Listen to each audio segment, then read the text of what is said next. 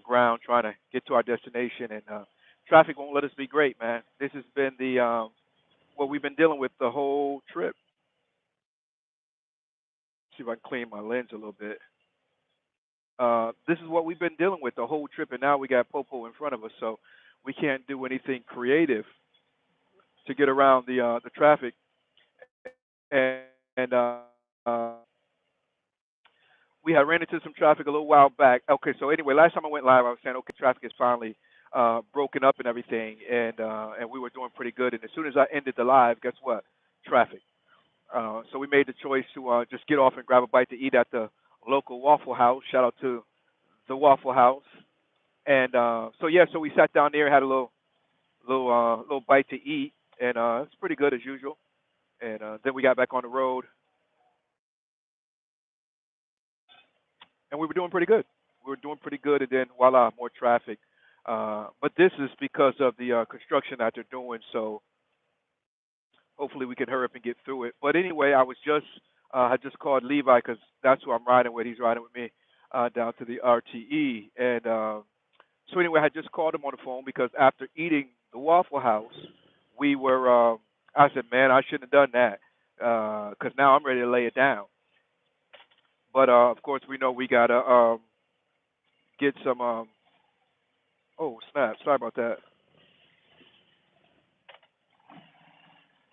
Oh,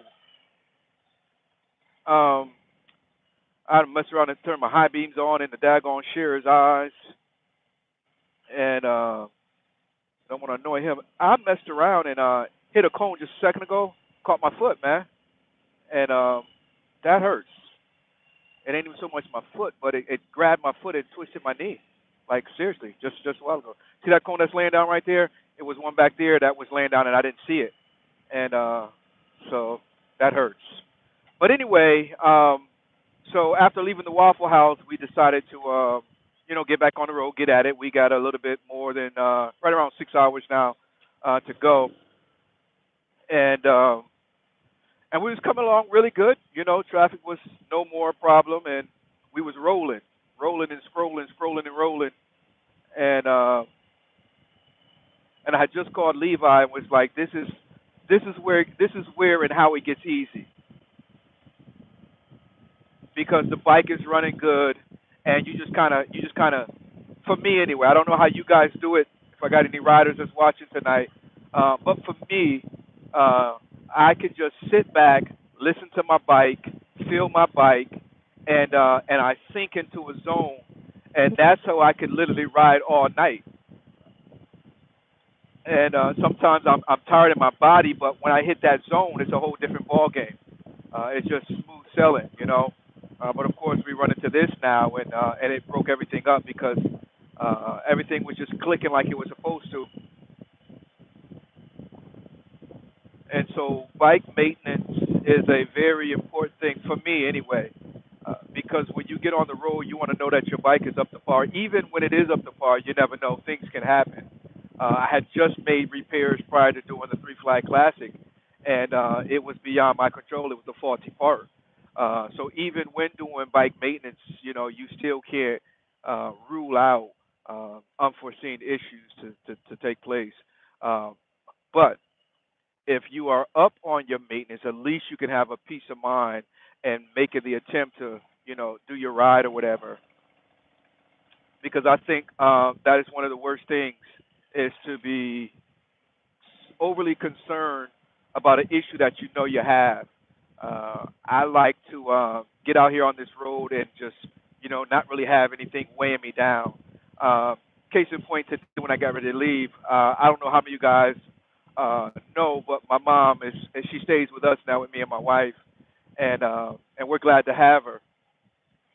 But my mom is, she's worried. She doesn't like to hear my bike crank up. I feel like I'm 18, 19 years old again, sneaking my bike out or something.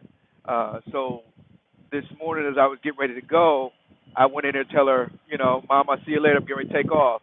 And she's, oh no, you going on that bike again? I said, Mom, don't do that, Mom. She's starting to cry and everything, and I gotta hug my baby. Oh Lord.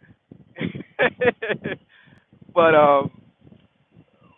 But I told her, I said, "Mom, you can't do that." And she doesn't understand, and she means well. She's concerned, She loves me. You know what I mean? To know me is to love me. But the thing is, when I'm on the road and especially when I'm getting ready to leave, I don't like to have unnecessary things, flowing in my head or my on my concern or has some worries. She'll get them across in a way where it's not, going to weigh me down while I'm out here on this road because it really does. Well, I'll say it this way: it's really good when you're out here on this road when you can have as free of a mind as possible.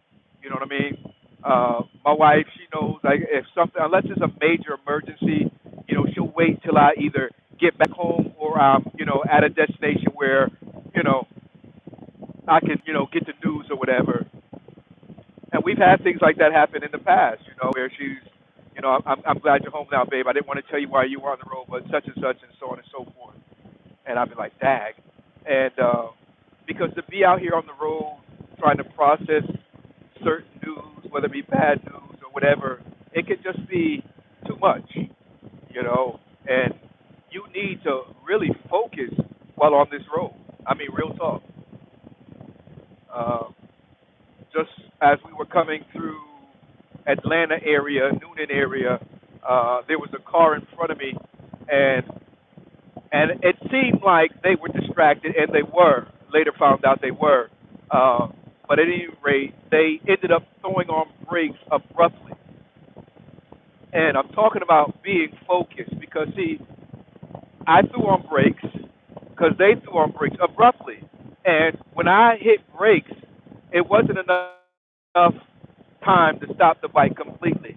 So I had to make a decision. I could either downshift and hope that, the compression from the engine will stop me in time before I hit the rear of that car, or I could go to plan B. I chose to go to plan B because plan B was a more sure shot than plan A. Okay? And so what I did was I veered to the left. Now, and you got to kind of, all this stuff plays out in a split second, right? And so I veered to the left, which caused me to go onto the shoulder.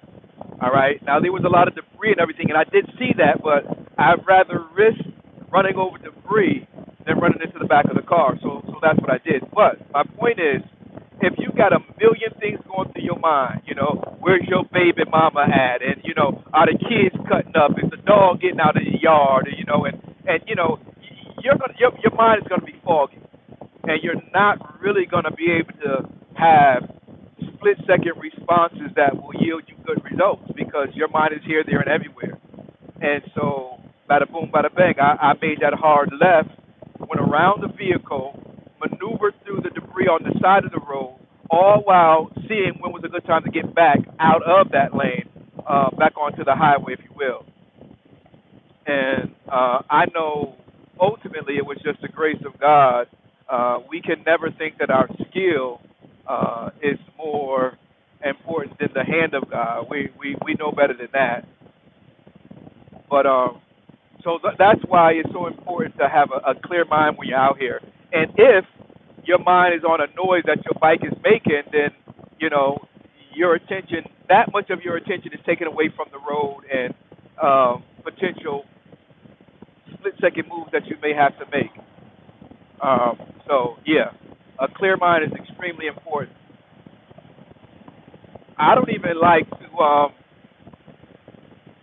Let's just say this: get your business right before leaving the house, because the reality is none of us are promised a return back to the house. I mean, it just is what it is, right? This is a very dangerous sport or pastime or lifestyle, whatever you want to call it, that we riders have chosen, and you gotta understand that that's a reality. That's why I don't understand how people can be so nasty and so rude and so vicious, knowing that you get ready to throw your leg over a bike and anything could happen. And karma's something else. I'm just saying, man. Just be careful. Be careful. So it's a beautiful night tonight. Currently, we are looking at 77 degrees. And I happen to think that the 70s is near perfect temperature for riding, especially these Harleys. You know, it's not too hot, it's not too cold, and of course, it being nighttime, this wind hitting this motor, the bike loves it. The bike loves it, and it performs well. I tell people I do as much riding in the winter as I do in the summer, if not more, because it's much easier for me to warm up than it is to cool off. I do not like extreme temperatures. When I was coming back from the Three Flag Classic, coming through Nevada, my goodness, temperatures hit 114 degrees, man. Man, listen here, that's hot. That's hot.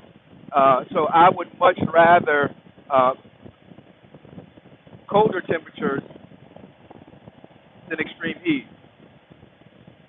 And then there's the bike, right? Like I said, excuse me, these Harleys of mine anyway is air cooled, so it loves the cooler weather. And when I was coming through Nevada, let me get out of this guy's way because he looks like he's trying to push my homie. When you're taking lead, you have to take so many things into consideration, you know, and that's another reason that you've got to be able to focus because you're not just riding your ride, you're riding the ride of everybody else in the group. Of course, tonight it's just me and one other brother, so it's a whole lot easier, but still nonetheless. But anyway, I was coming through Nevada, and like I said, those temperatures hit 114 degrees, and my bike was letting me know it was hot. You know, you start hearing different sounds, and you know the bike starts feeling a little, and in my case, it started feeling like she was struggling, and so I had to intentionally just take it easy on her. No, for real, I had to just take it easy. I normally ride my bike pretty hard, but when you're coming through that kind of heat, man, that heat will really test your machine. And so when you're out there trying to knock out 100 miles an hour and it's 115 degrees, that's a recipe for disaster. So as I was coming through Nevada and Colorado and California even, I was just kind of taking it easy. Because I tell you what, I put a beating on Ruby Red as I was crossing over into Canada. I came across this older guy on a gold wing, and he wanted to let me know that his gold wing still had some power.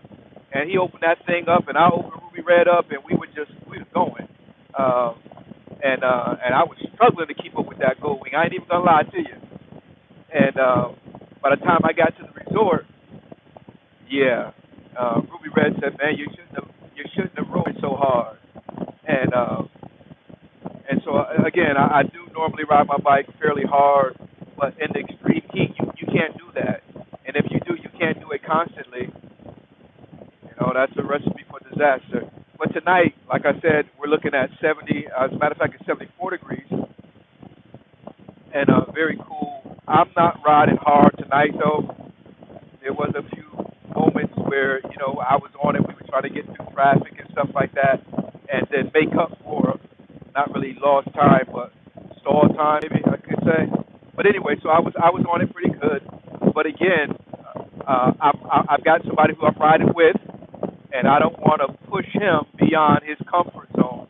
So I've got to take that into consideration, and so I have to ride in a way where I'm not pushing him because when you are taking the lead or when you're leading, most of the time people who are following you, they're going to do everything within their power to keep up and to ride your ride, and that could be dangerous. They can be dangerous. So I think it is the responsibility of the leader to take the rest of the riders into consideration. And if you know someone can't ride to your skill set, then you ought to tone it down a little bit. And what I do, especially with Levi, who's riding with me, is every now and then I will take it to the limit, and then I'll back off because I think that we learn like that. We learn like that. It's okay to test. It's okay to test somebody, but it's not okay to stress somebody out. So every now and then we'll take it there. And I noticed when we were doing a U-turn back when we was getting ready to leave Charlotte. He took it real wide, and so, but that's okay. We'll work with him on those U-turns. And let me say this: we got to be careful because sometimes we shame people because they can't do what we can do, and that's not how you do it. If you can do something that they can't, you should encourage them, and you should even help them get to where you are. Some people don't do that because they don't even know how they got to where they are. But I'll leave that alone. That's a whole other conversation. So anything that I do, I'm willing to show somebody else. I'm willing to share information, insight, experience, whatever you want to call it, because I think that's the way it's supposed to be done. I don't want to go to the grave with any knowledge withheld from anybody. Yeah, that's just how I am. Now, some people will take what you have to offer, and they won't even give you your flowers, and that's okay. Well, it's not okay, but if that's the way they want to do it, then that's on them. But them doing wrong by your right doesn't make your right wrong. Yeah. Rewind that and play that again.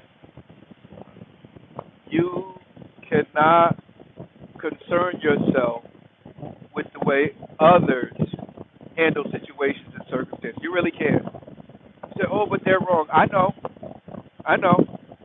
but you got to keep it pushing. You got to keep moving.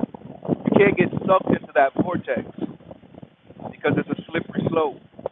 You'll end up being bitter, resentful, angry, ornery. The old folk used to say. My Jamaican folks say cantankerous, and so you can't afford to be any of those things. If Bobby McFerrin was here, anybody know who Bobby McFerrin is? If you know who Bobby McFerrin is, give me a thumbs up in the comment section. Bobby McFerrin sang a song many years ago. Don't worry, be happy. Yeah, you got to be happy, folks. You got to be happy, and constantly reminding yourself. Let me make this all inclusive. Constantly reminding ourselves what they did to us ain't gonna help us be happy. It's gonna help us be angry. It's gonna help us be bitter, and all those things. So I am one that so you can the conversation, you can talk about it, you can get it clear the air, you can do all that stuff. But after you do that, let it go and move on. You listen here. We're approaching 2025 real soon. Here we are, the 10th month, right? So we got 2 more months left in this year.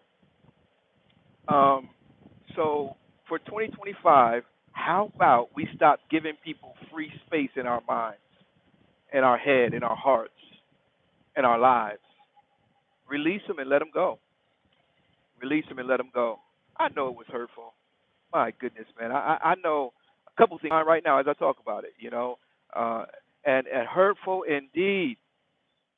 And I'm the kind of guy. It's the little things, and I can go through some big stuff and say, you know what, it is what it is.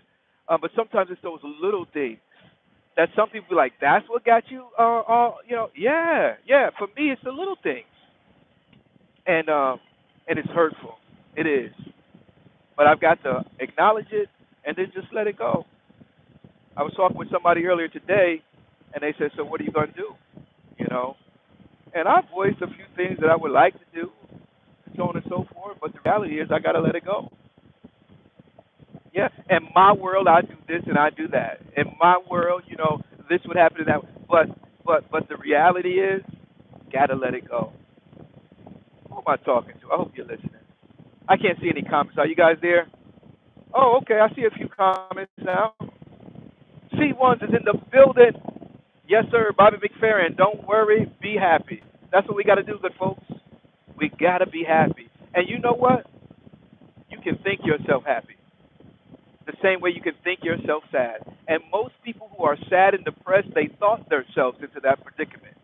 Yeah, as a man thinketh, so is he. So if you're thinking, the Bible says, whatsoever things are lovely, whatsoever things are just, if there be any virtue, think on these things.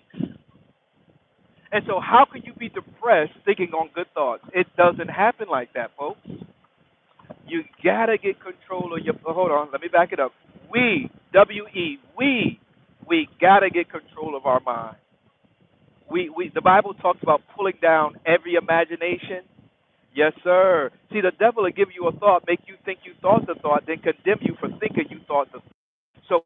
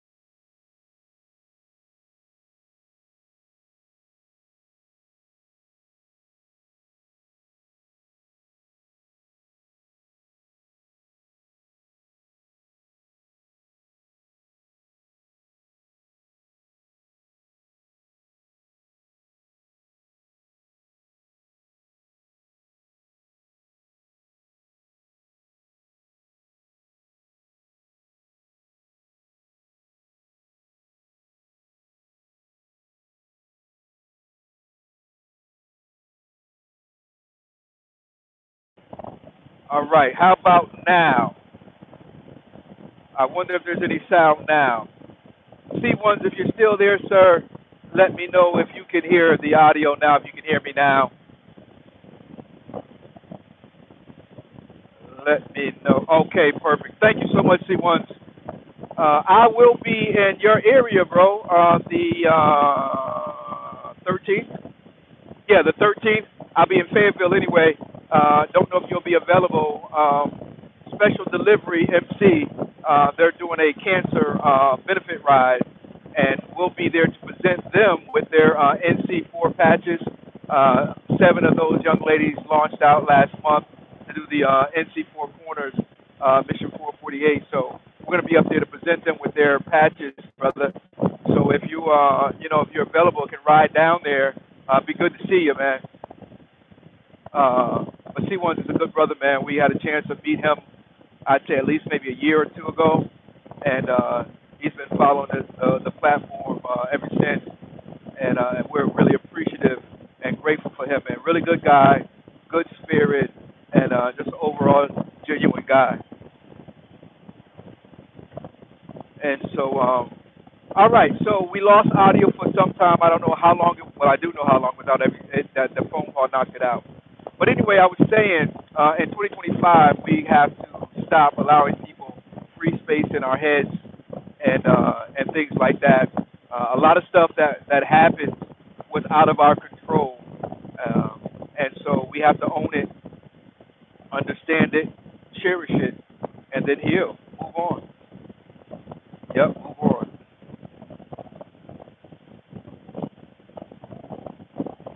You know what, C1s? I'm not 100% sure if it's going to be at Fort Bragg or their clubhouse. You should be able to check the Kingdom Alignment Facebook group. I do believe we posted the flyer there, and it may also be on the Retro Philosophy Show on Facebook too. And if you don't see it, I'll text it to you once I get to my destination. If I remember, I'll try to remember to get that to you. But yeah, that'll be October. I want to say October the 13th, which is a Sunday, and so we're looking forward to going up there and support them. Good group of girls. They smashed that NC4 corners like real G's. They really did, man.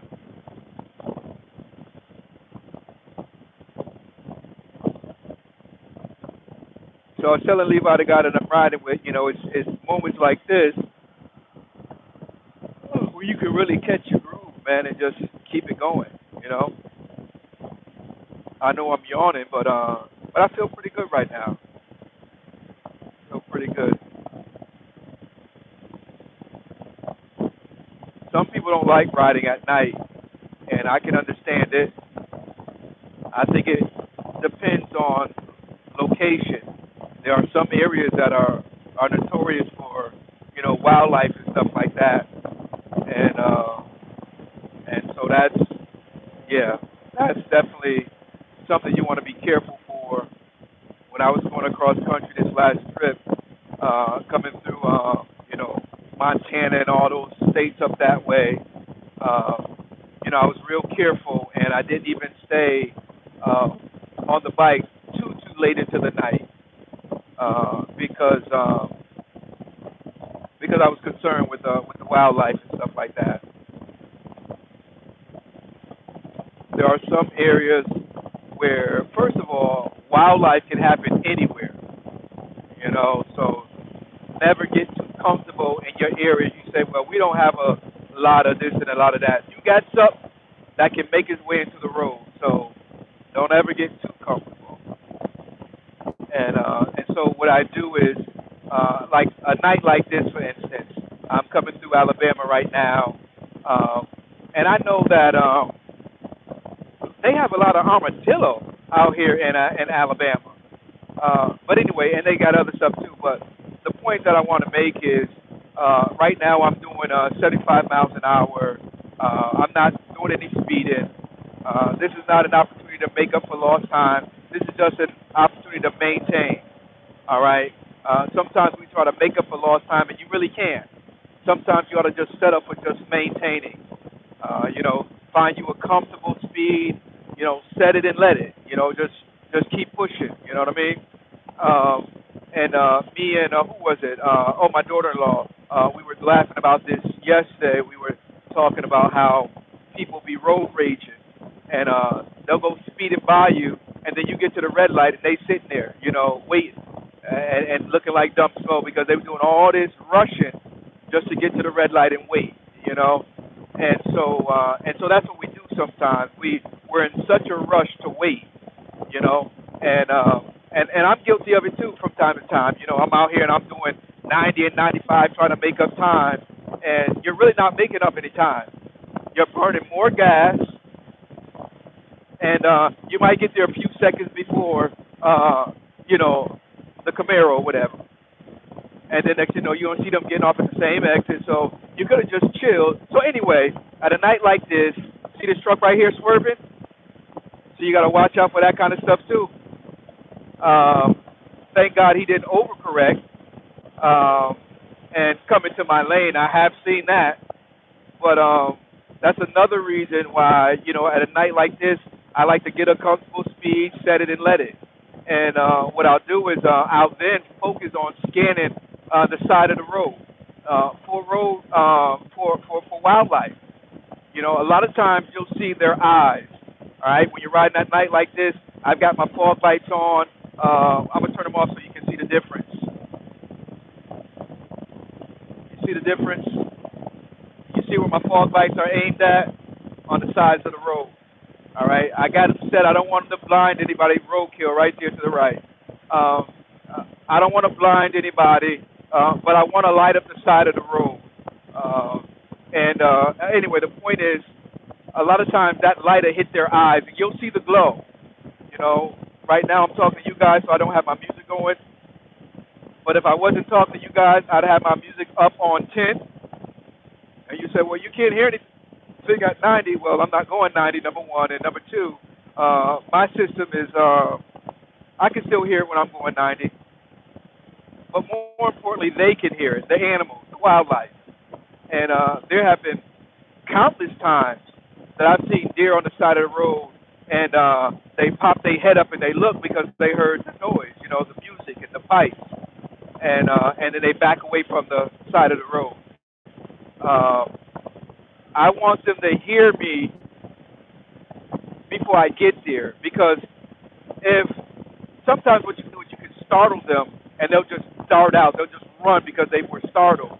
But in my case, I want them to hear me. If they're startled before I get there. By the time I get there, they're kind of, either have already crossed the road or come out to where I can literally see them and do everything within my power to avoid them.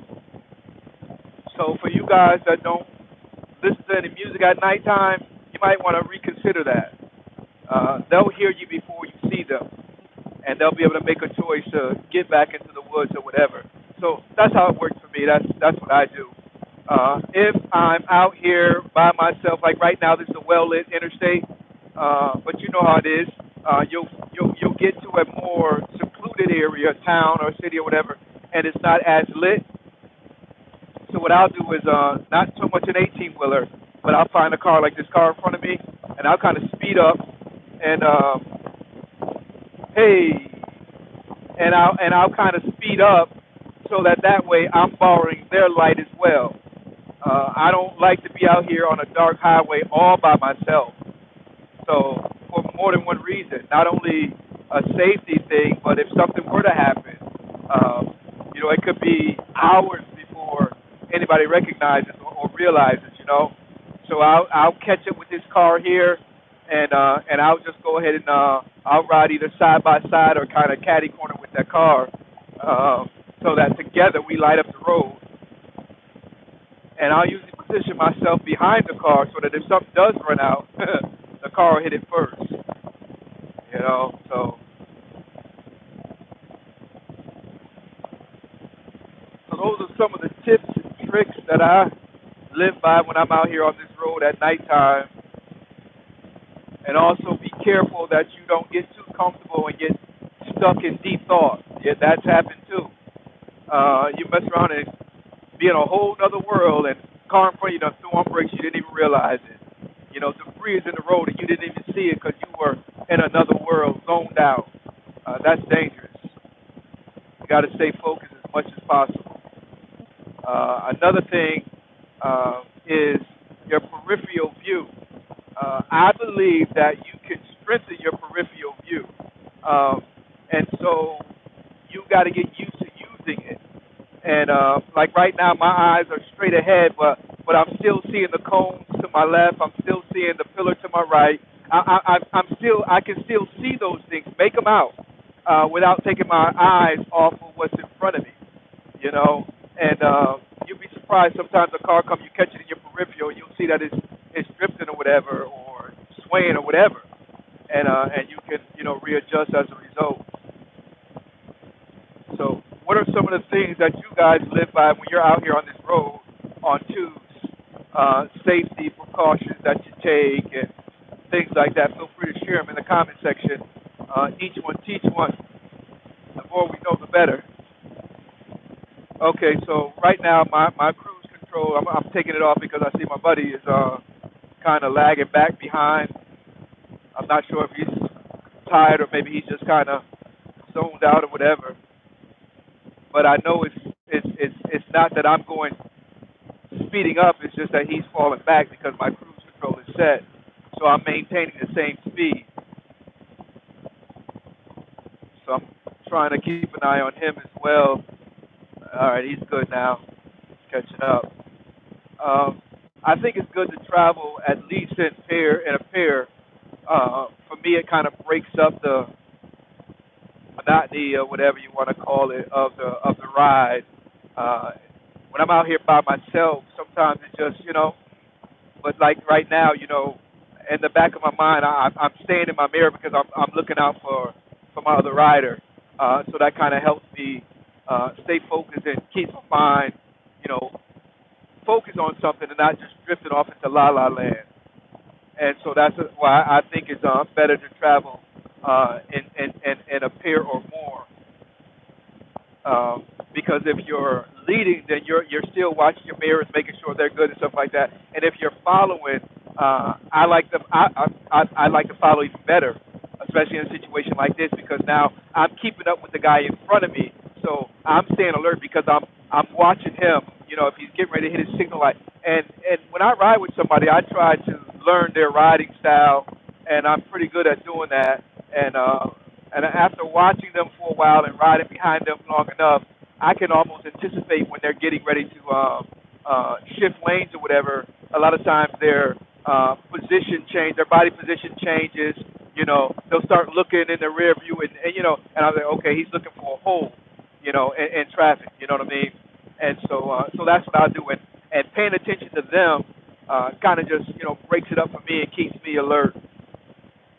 And and so if it's just two of us, or if I'm the last guy, and I realize that they're looking for that hole, I then start looking for it as well.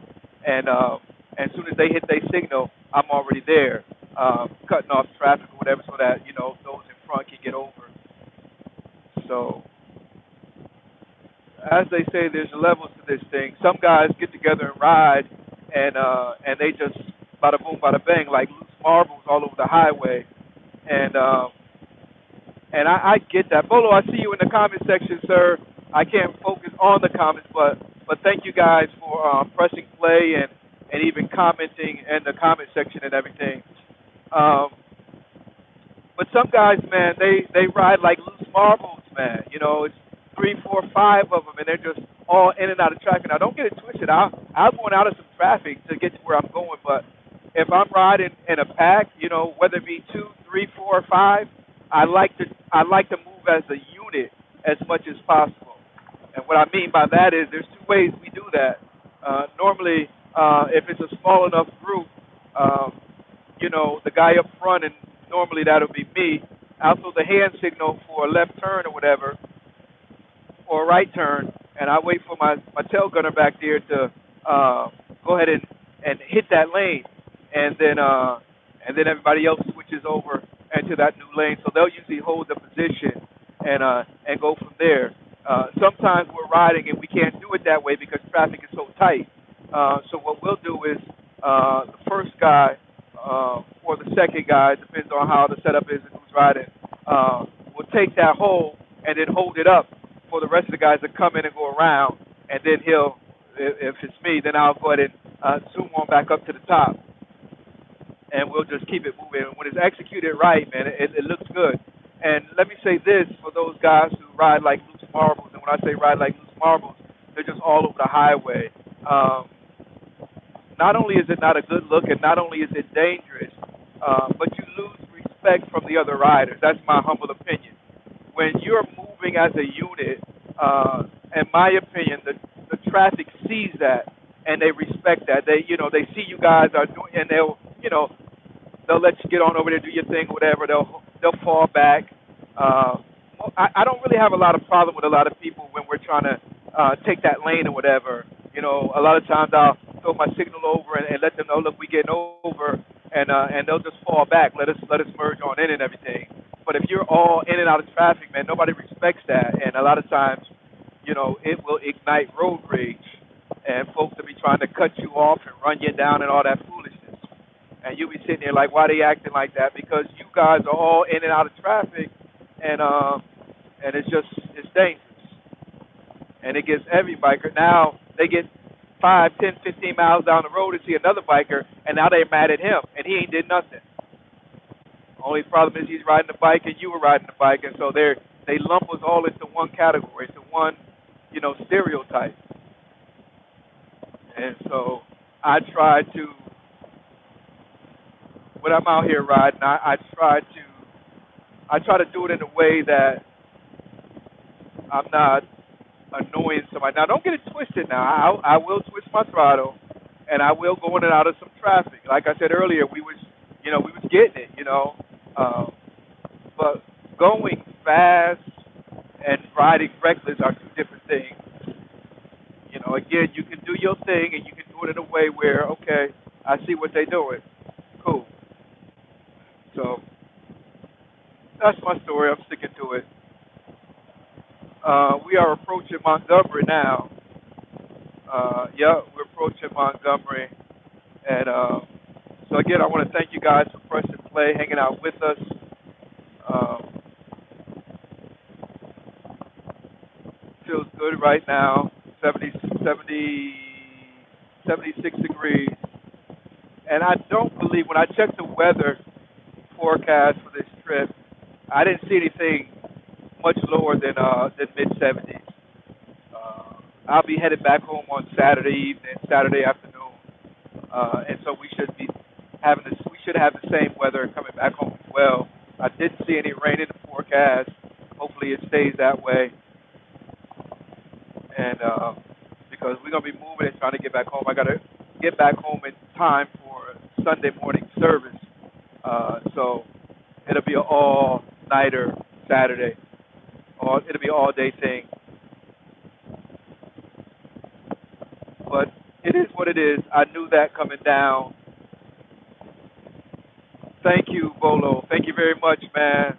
Y'all's prayers are solicited. They're appreciated, and they're working. So I really want to let you guys know I appreciate you guys. You don't need everybody when you got the right few. I mean, that's a word for somebody. Sometimes we're looking for the masses when we got the right number already. He said, "Where two or three are gathered, that I would be in the midst." And so I'm really grateful for the viewers and the supporters of the Retro Philosophy Show, and I mean that with all my heart. I wish I had more time coming through Montgomery because I got some family here and some good people that I really would love to stop and hug their necks while I'm passing through, but I really don't have the time. If I was by myself, I would probably just go ahead and stop and spend the night with my cousin. But I got company and I don't want to just infringe on them. If it was just me, I know they wouldn't mind. But because I've got some real good family here in Montgomery, man. Good people, man. So I'll come back from this trip and and then I'm going to slow things down a bit. We'll still be getting out. It'll be more of these past few rides have just been me. My wife hasn't been able to make it, but come winter break when she gets out of school, out of work for the holiday, uh, we're gonna knock out quite a few four corner rides uh, around our area, and um, and so we'll be out and about because going forward, we really want to push the Mission 448 agenda. Okay, there are some things that we're going to be adding to the program. So we'll be rolling out more than just the four corners of your local state. Okay, right now we have all of the lower 48 states open for registration. So Nevada, you can click the one link. We now have one link. You click that link, and then it asks you which state do you want to ride the four corners of. It's a drop down box, and then you just choose which of the lower 48 states you want to do. And then you continue to fill out the rest of the form, and right before you submit it, it will populate the directions and the instructions. As a matter of fact, the instructions are there in the first portion of the registration, but then they kind of reiterate themselves along with the directions for the state that you chose more precisely which towns slash cities you've got to reach or make up the four corners of that particular state. Uh, and if you have a motorcycle and you're a rider, we want to encourage you to hop on and ride the four corners of your state. We've done a few of them, and each of them have been awesome in their own right. Uh, and so I really believe that you'll enjoy it. You might say, well, Retro, I want to do a cross country ride. Well, that's cool. Um, that is a good trip to do to warm you up or get you ready for the cross country trip, the four corners of your state. And we've had some people register and ride the four corners uh, with the intention of prepping for a cross country trip. Case in point, Christ Descendants Motorcycle Ministry. They did the Virginia Four Corners. They were prepping to see, how they needed to, what they needed to focus on as far as their ability to ride all day, this, that, or the other, because they're going to be doing the Four Corners of the United States later on, next year, 2025. And so they did the Four Corners of Virginia just to kind of, get ready. So if you want to do a cross country trip or a big trip, again, the Four Corners of your state might be a good place to start, getting you ready for a bigger trip. And upon completion of the ride, you get a certificate of completion with an official rider number, and you also receive a Mission 448 patch. And and then we have those who have done multiple states, and that's cool too.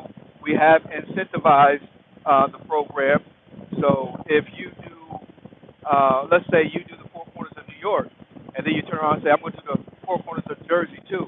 The registration is substantially cheaper for each additional state that you register for.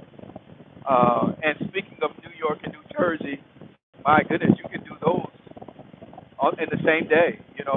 When you get further up north, those states are much smaller and closer together, and so you can knock out multiple, and one go round. So you would pay the initial registration fee, and then each additional state that you do, as I said, would be uh, a cheaper registration. You do have to click the link, or check the box, I should say anyway, that you are a returning rider, and then you select that you are doing an additional state, and then of course when it asks you which state you want to do, you let us know by selecting the corresponding state that you want to do.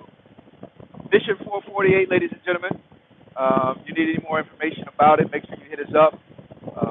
We will explain as much as you can. We have some people in queue as we speak, getting ready to do the Four Corners. North Carolina is affected, has been affected due to the storm. So Western Carolina is really bad. So I don't recommend doing the NC Four Corners at this time.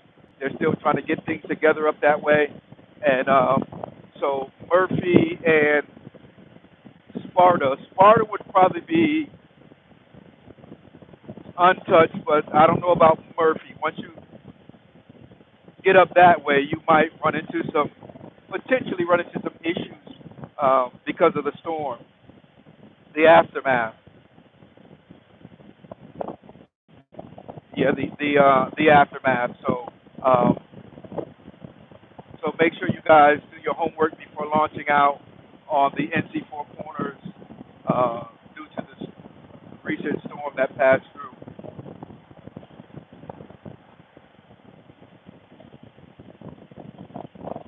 But yeah, man, we got a really nice patch, Mission 448. We got some other rides that we're going to introduce. I'm really excited about this one ride that we're going to do. It's a big ride. It is. It's a big ride. Um, but I think that some people will jump on board and knock it out as well. I will probably wait until I get ready to do it before I introduce it. And because of the type of ride it is, uh, there's a specific time of year. Well, let me just put it this way. Um, we're gonna probably jump off the porch next year and do it, and then, like I said, we will open it up to everyone else. We've already got the patch created, really nice artwork, and I can't wait to knock out that ride and put that patch on my vest. All right. So we are now exiting Interstate I-85, entering Interstate 65 south toward Mobile, Alabama, getting closer to our destination of Louisiana. All right, all right, all right.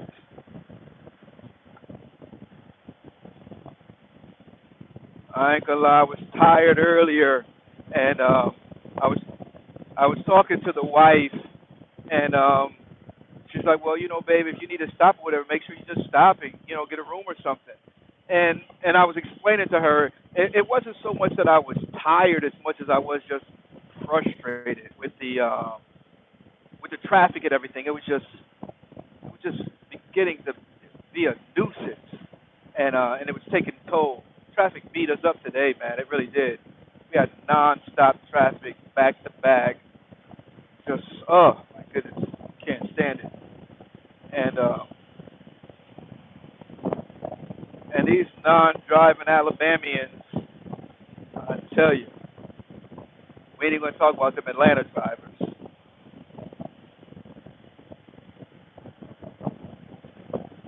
But yeah, so I was telling her it's not so much that I'm tired. It was just traffic was just getting to me. And but again, man, once you hit that zone, it's like you get a second wind. Um, Somebody said mind over matter, and that's true. But at the same time, though, fatigue is fatigue. When you're tired, you're tired. You know. Um, but I do agree, though, mind over matter. Sometimes you can catch that zone, and you can go ahead and you can push.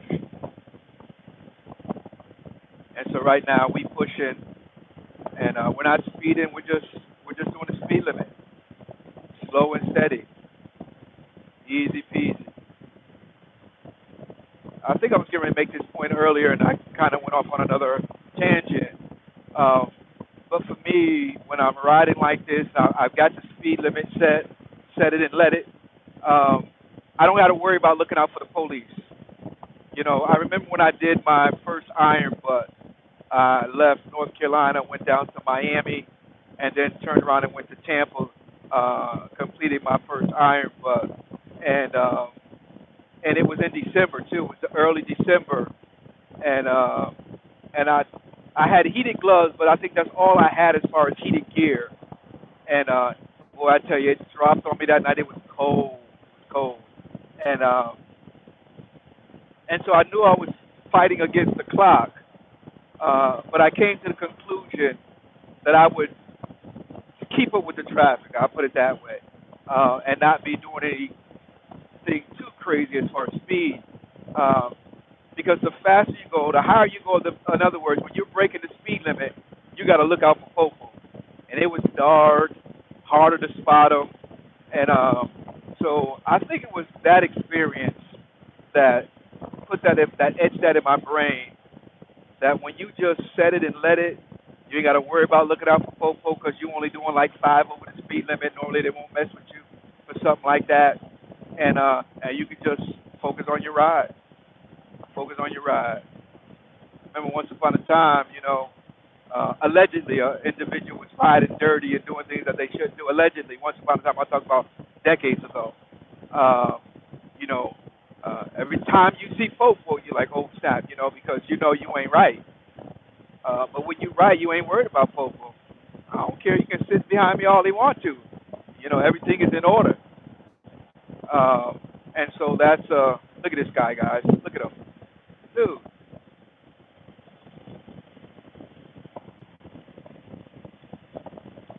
So, hey guys, I really appreciate you for pressing play. I'm going to end this video. I got some snacks in my bag. I'm gonna get ready to start snacking and make sure I'm staying hydrated. A lot of times people think you don't have to hydrate when it's not hot, but that's not true. And this past week and a half, 2 weeks, I've been consuming a lot of sodas and sweet tea.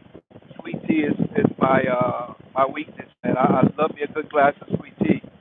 And but it's not necessarily the best for you. And so I'm gonna lay off of the sodas for the rest of this trip. I'm gonna go back to my one drink, one soda a day per diem or whatever, and just try to stay hydrated and drink plenty of water. I have some of those liquid IV, but I like to put those in every cup. I kind of, every other cup or something like that. And so, of course, you gotta use the bathroom more, but that's all right. It is what it is. It's gonna be what it's gonna be. So, good folks, thank you for joining us, and we'll talk to you real soon. It's your boy Retro, signing off.